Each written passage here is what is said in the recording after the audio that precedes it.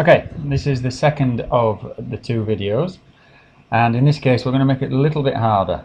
Now at first glances it looks exactly the same. It's just 2 points with 2 sets of coordinates, and there doesn't seem to be any problem at all. Again, I've left the writing on from before. We're simply trying to find the slope, which is m, and the y-intercept, which is c. Now you'll see how this is slightly different once we get going. So let's start with the gradient, just as before. And we know the gradient is rise over run. So we're going to do 8 take away -1 all over 8 take away -4. This gives us 8 plus 1, which is 9, and 8 plus 4, which is 12. Okay, this will simplify down to 3/4, or 3/4.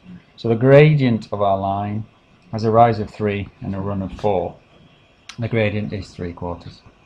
Now again, choose a point. I'm going to choose at A again. Alright, we know that the x value at A is 8. The y value at A is 8. We've just calculated that the gradient is 3/4.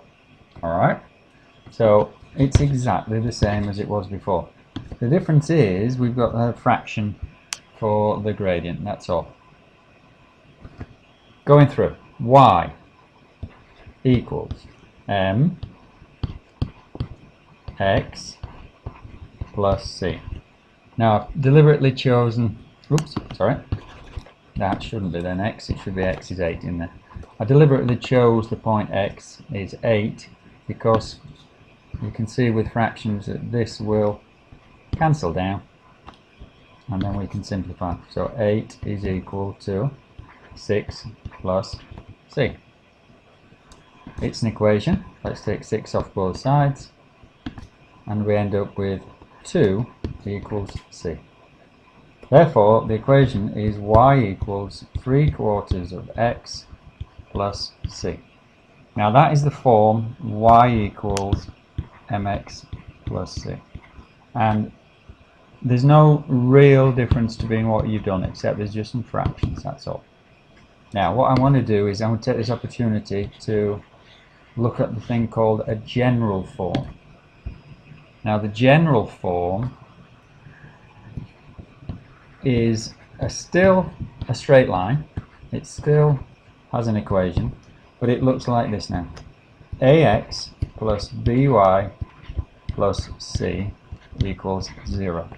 And before you start thinking about that, all it is a rearrangement of the y equals mx plus c form.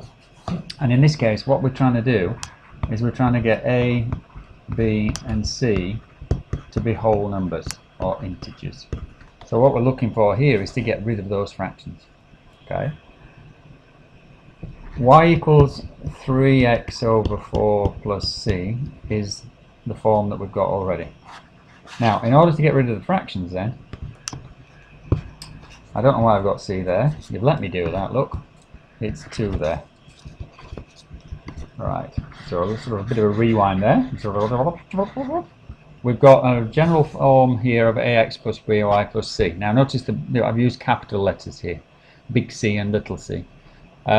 In the y equals mx plus little c form, we know it's gradient and y-intercept. In this case it's not. So I've used different letters. Now all we're going to do is rearrange. We can see that there's a fraction with 4 on the denominator. So if I simply look at that and multiply everything by 4, so 4 of each thing, then I'm keeping that balance.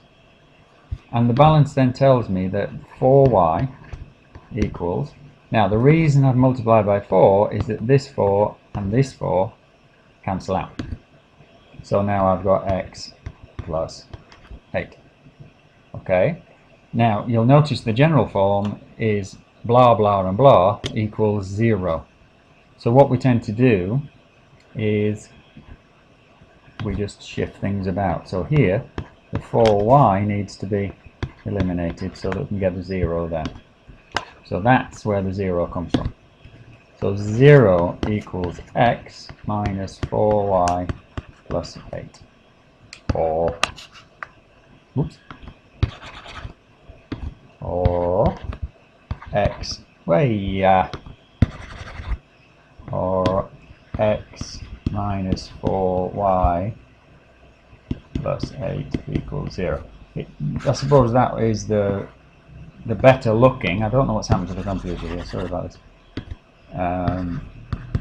That's the better looking one because you've got your A. Right.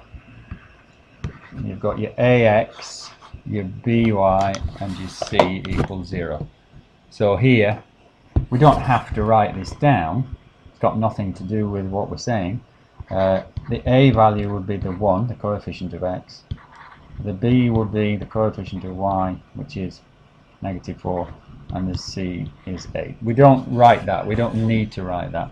All I'm saying is that we have two different forms. We have Y equals 3/4 of X plus 2, and we have